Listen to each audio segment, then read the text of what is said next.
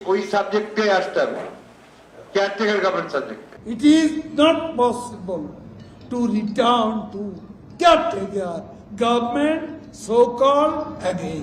নির্বাচনকালীন সরকার ব্যবস্থা কি হবে তা নিয়ে সভা সমাবেশে দীর্ঘদিন থেকেই বাহাস চলছে ক্ষমতাসীন দল আওয়ামী লীগ এবং রাজপথের প্রধান বিরোধী দল বিএনপি নেতাদের মধ্যে। তত্ত্বাবধায়কের ভূত নামিয়ে ফেলুন, ওই ভূত আর বাংলাদেশ গ্রহণ করবে না। জনগণ সিদ্ধান্ত নেবে, ডেফিনেটলি। বরাবর কিভাবে নিয়েছে বাংলাদেশের মানুষ।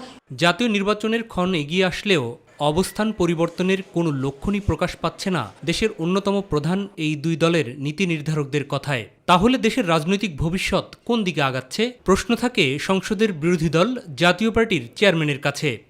এটা একটা অশনি সংকেত আমার কাছে মনে হচ্ছে, নিশ্চিতভাবে সংঘাতের দিকে আগাচ্ছে। আপোষ করার কোনো সম্ভাবনা আমরা দেখছি না, যেহেতু দুজনেই যে অবস্থান নিয়েছেন এবং সেটা অত্যন্ত অনর, কেননা তাদের অস্তিত্বের প্রশ্ন। আমাদের এটা দুর্ভাগ্য, এটা দেশের জন্য কখনোই স্বস্তিময় নয়। রাজপথে কর্মসূচি পাল্টা কর্মসূচির পাশাপাশি বিএনপি এবং আওয়ামী লীগ উভয় দলই বিভিন্নভাবে নিজেদের অবস্থানের পক্ষে যুক্তি তুলে ধরছেন উন্নয়ন সহযোগী বিভিন্ন দেশের কূটনৈতিকদের কাছেও। সংসদের বিরোধী দলের উপনেতাও নির্বাচনকালীন সংকটের সমাধান দেখছেন তাদের মাধ্যমেই। তবে যদি কোনো শক্ত সমর্থকেও উভয়ের কাছে গ্রহণযোগ্য এরকম কোনো মধ্যস্থতাকারী আসে বিদেশি কোনো সংস্থা ইউএনও থেকে, তাহলে হতে পারে। কেননা অনেক ক্ষেত্রেই আমরা বিদেশিদের নির্ভর হয়ে গেছি। আমরা যখন নিজেরা একটা সংঘর্ষের বাইরে যেতে পারছি না, আপোষ করতে পারছি না, এইসব সমস্যার ব্যাপারে তাদের একটা মতামত থাকতে পারে।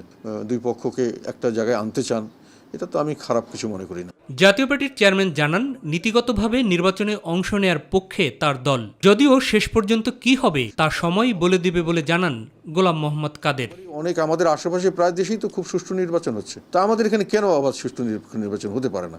রাজনীতিকে যদি আমরা সঠিক রাখতে চাই তাহলে তো নির্বাচন ব্যবস্থাকে সঠিক রাখতে হবে। মাহবুব সৈকত, মাই টিভি, ঢাকা।